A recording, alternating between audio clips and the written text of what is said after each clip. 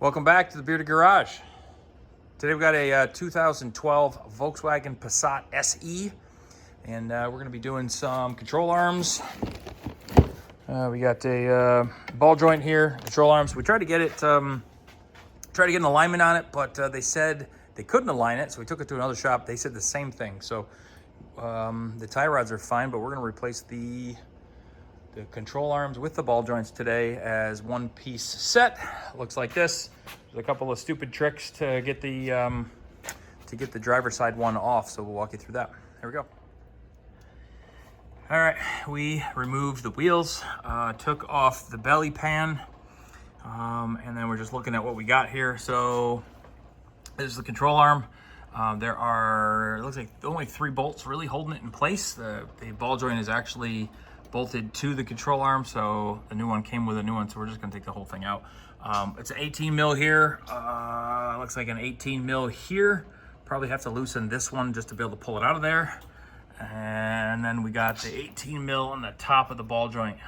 So we will give it a shot. I think when you're doing this one, you'll have to throw a wrench on the top of it. So there's a nut on the other side. This bolt goes all the way up through this rubber. And then that's it. And then we'll try prying this damn thing apart. Hopefully that ball joint comes out easy. All right, in order to get this done, we had to put some big muscle on that. I actually couldn't use the DeWalt this time. I had to go back to the actual pneumatic stuff, at least the big Ingersoll to get that out. And same here, I loosened this one. Can't get the ball joint nut off, so I just undid the ball joint pieces and disconnected the arm, and then just whack it a little bit and she'll come right out. Theoretically, should be easy. Now we'll fight with this stupid thing. All right, so put this control arm back in. Actually just tapped it in place. It fit relatively easy. Torque this down. It looks like it's only 55, 60 foot-pounds. This is actually 60 foot-pounds. In order to make this work, I took a 5 mil and just ground the end off of it. Weird thing is the Napa version of this control arm, this nut is now a 19 rather than 18. So maybe that's just so you know it's aftermarket. Who knows? So tighten this ball joint nut is 60. So we're gonna tighten it down to 60 foot-pounds. We already torqued these. I just tapped these into place, torqued this at 60, 55, torqued this at 55, torqued this at 55. And then we're gonna do this at 60. So that's it. Tapped it into place with a thumper.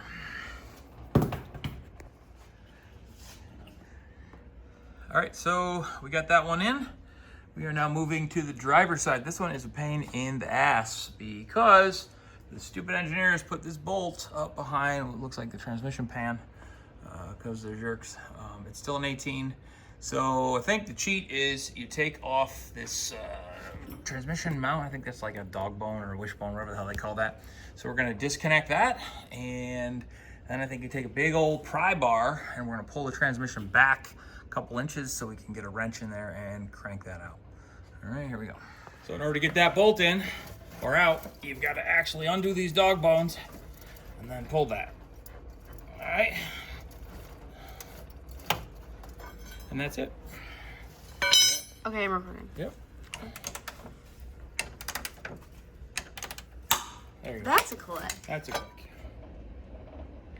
Hey, thanks for tuning into the Bearded Garage. That was a real quick video on replacing the lower control arms on a Passat. Hope you got that quick tip on the driver's side. You really just, if you saw me, you see a slipper in there. But I put my feet up on the side of the engine. I jammed a